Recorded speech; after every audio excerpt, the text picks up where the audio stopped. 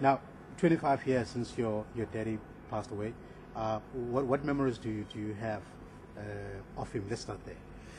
Well, memories of him, I have memories of a 7-year-old. That's how old I was when he passed.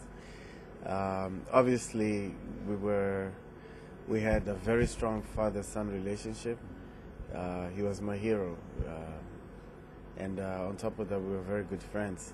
So the memories that I have of him is mostly the time that we spent together, playing, or when we were on vacation, swimming, running, or doing mostly army stuff. I was a big fan of the army, considering that he was a marshal.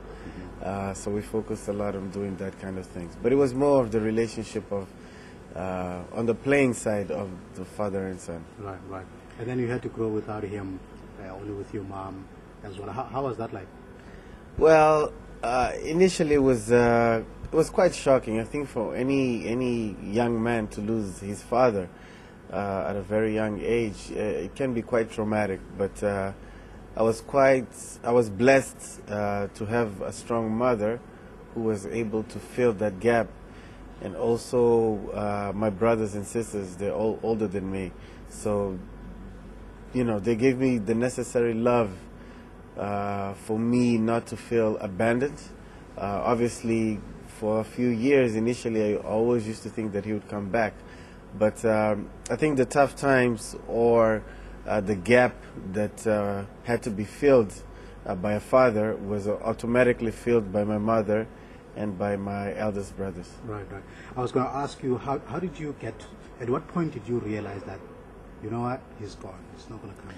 I think it probably took me about 2 years. I was 7 when he passed, and I think as a child we still have a fresh, wide, creative mind, and hope is very strong in the heart of a child.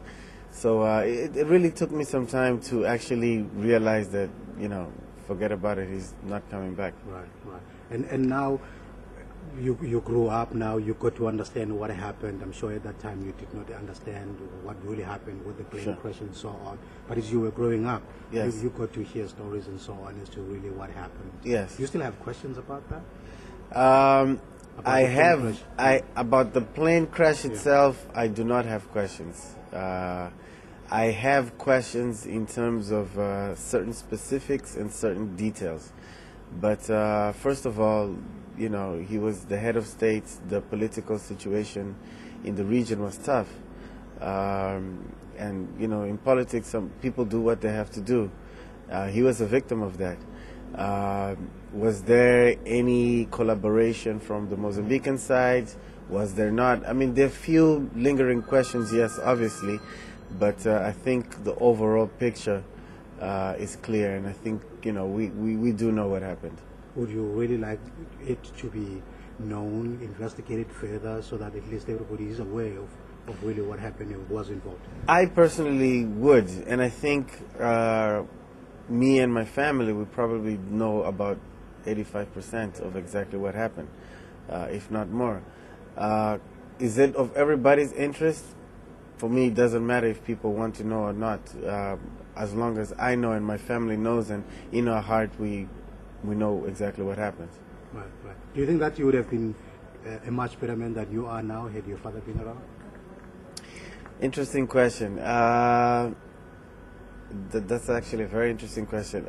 I don't know, because I think the values and morals that he taught our family were very well instilled, and I think my mother did a wonderful job in terms of transferring that to me. He was a very strong personality. I think I'm quite a strong personality, so I think we automatically would have clashed a lot. Now, would that have been for the good or for the bad? I really don't know. Okay, just a question from my side. In terms of this legacy, the legacy that he leaves, I mean, we've been seeing a lot happening in Mozambique post-independence, and there are also challenges facing a state, like issues, social problems, socio-economic issues. But it seems when the tough times are there, the people of Mozambique, they remember your father, they remember his spirit, what he stood for. Yeah. How do you respond to those passionate link between the Mozambicans today with what your father stood for? I think the key thing is they felt very close to him and they felt his realness. So to him, Samora was not a politician. He was one of us who was in power. So it's like one of the people. We elect someone and we decide that you are going to lead us. So because of that, they did not feel the distance, in terms of the whole political structure. Yes, he was a president, but he was a president that walked from Rovuma to Maputo. He was real in his heart. If you were corrupt, if you were unjust, if you were lying, he's the kind of person that would point and say, this man has done this and that. So they felt the realness, and he also gave the people the space to criticize him. And because there was that dialogue and they felt the realness, that is why today people relate to him a lot. And also because a lot of the things that he said in the past, they're happening now. The world has changed completely, it has really changed. And as it has developed, social classes have increased. The richer are richer and the poor are poorer. And we're talking about 25 years ago, the social class was not so different. Therefore, the people feel as if since he left, things became worse.